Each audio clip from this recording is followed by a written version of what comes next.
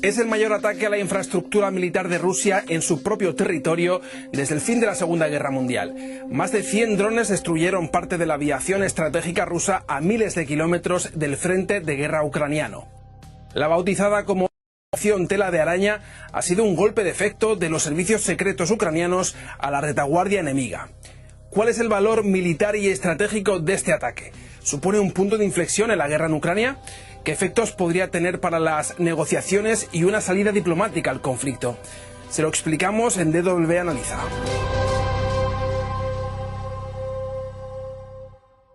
Готували операцію більш ніж 1,5 роки. Планування, організація, всі деталі були ідеально підготовлені. Можна сказати впевнено, що це абсолютно унікальна операція.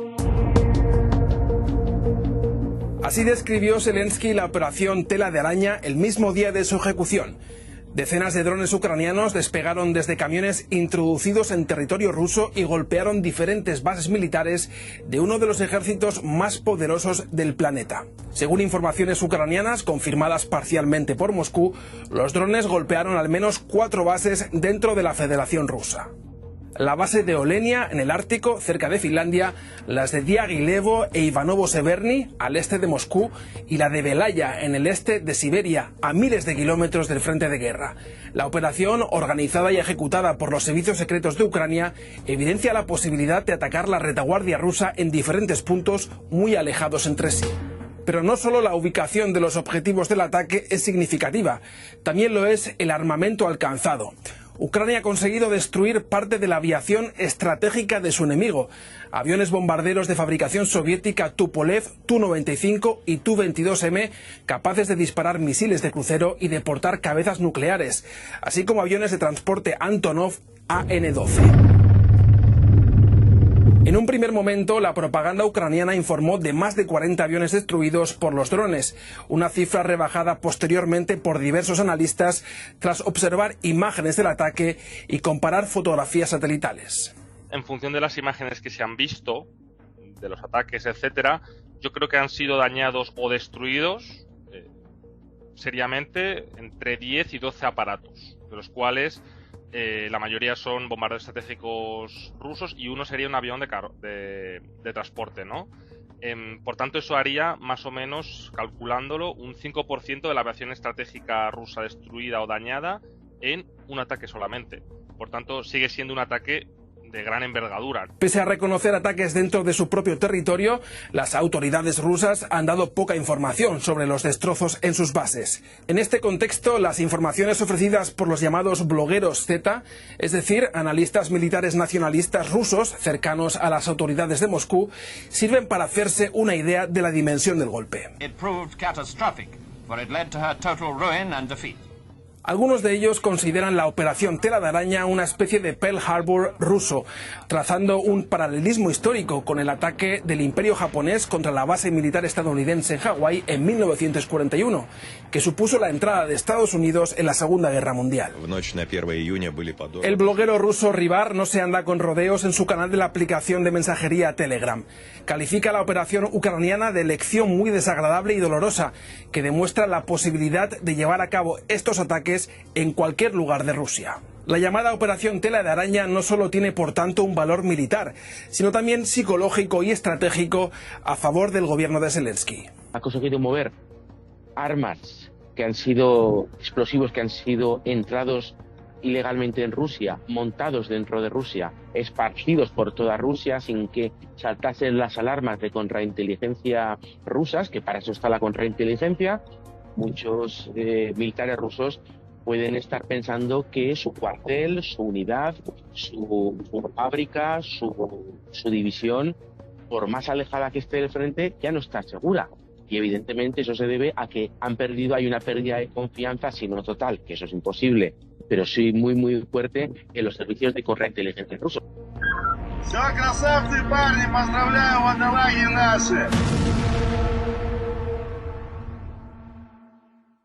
La operación Tela de Araña llega en un momento complicado de la guerra para Ucrania.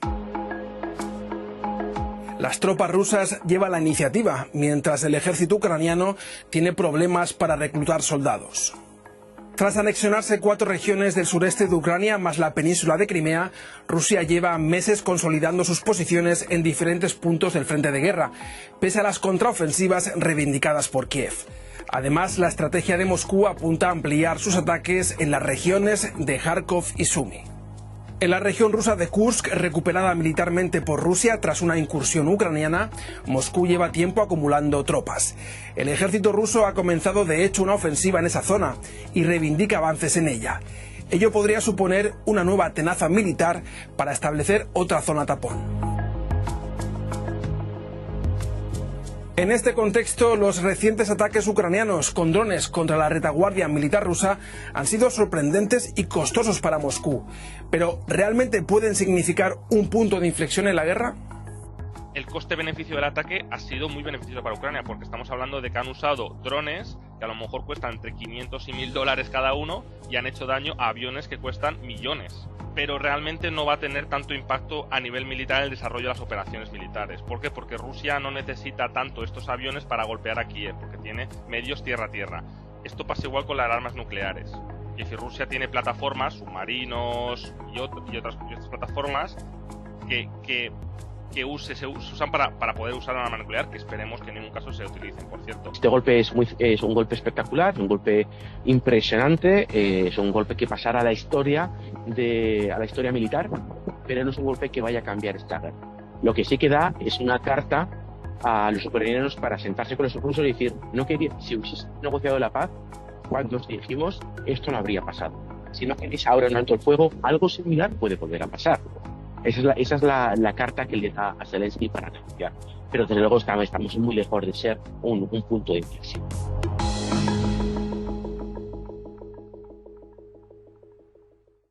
El retorno de Donald Trump a la Casa Blanca, con una narrativa cercana a la del Kremlin, pareció empujar a Ucrania hacia una inevitable capitulación. La imagen del desencuentro público entre Trump y Zelensky en la oficina Oval el pasado febrero lo ilustró a la perfección. El presidente ruso Vladimir Putin vio entonces reforzada su estrategia de mantener la presión militar sobre el terreno para dejar pasar el tiempo y desgastar así a las autoridades ucranianas. Ante ese desgaste, Kiev apuesta ahora por golpes de efecto. El ataque con drones a la retaguardia rusa llegó horas antes de una nueva reunión entre delegaciones de Moscú y Kiev en Estambul, en las conversaciones auspiciadas por el gobierno de Erdogan.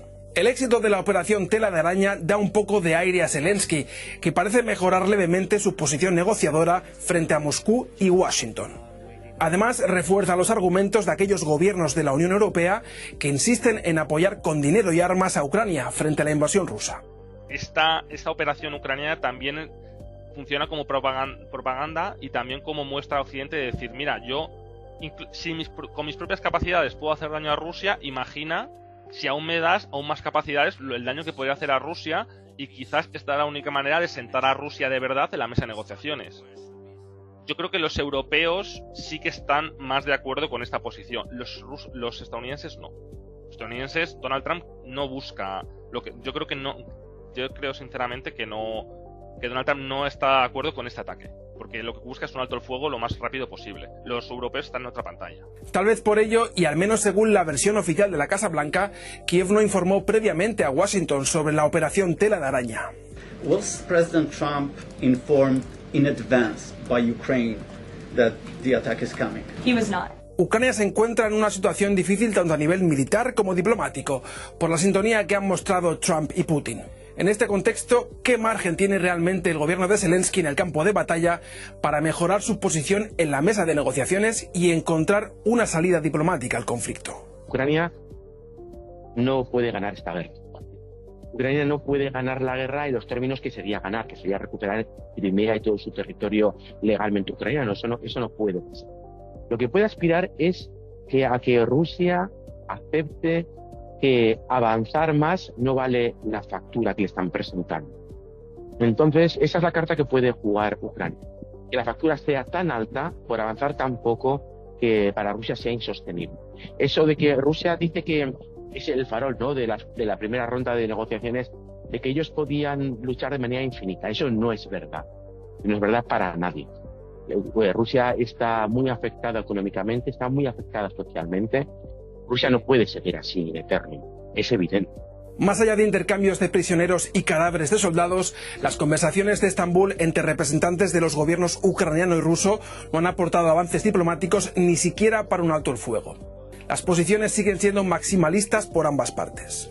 Moscú exige el reconocimiento de los territorios anexionados, la renuncia de Kiev a ingresar en bloques militares, la limitación de las capacidades del ejército ucraniano y la convocatoria de elecciones en el país invadido. Kiev responde con la exigencia de la retirada total de las tropas rusas, la recuperación de todo su territorio soberano y garantías de seguridad frente a Rusia.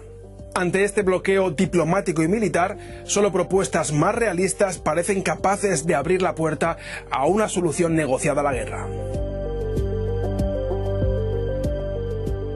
Ucrania evidentemente tiene que renunciar a muchas cosas, tiene que renunciar a territorios. No debería renunciar a los territorios que Rusia no controla militarmente, pero sí que evidentemente va a tener que renunciar a la presencia de tropas extranjeras y quizás totalmente a la entrada en la OTAN. Rusia tiene que entender también, tiene que dejar marchar a Ucrania. Tiene que entender que los países de la antigua Unión Soviética y del antiguo Imperio Ruso son países soberanos. Ucrania no va a ser la Ucrania de 2014, eso es evidente, y mucho menos la Ucrania de 1931. Y Rusia tiene que entender que Ucrania más tarde o más temprano será un país como la República Checa, como Bulgaria o como Hungría. Las dos partes tienen que estar suficientemente cómodas o, digamos, verse tentadas a parar las hostilidades porque o no pueden no pueden continuar la guerra, o, digamos, el precio de continuar la guerra es mayor para lo que realmente van a obtener en el campo de batalla. El intercambio de golpes, como la operación Tela de Araña o la posterior represalia militar por parte de Rusia, se escenifica en paralelo a las conversaciones de Estambul y prolonga una guerra que ninguna de las dos partes parece en disposición de ganar por las armas.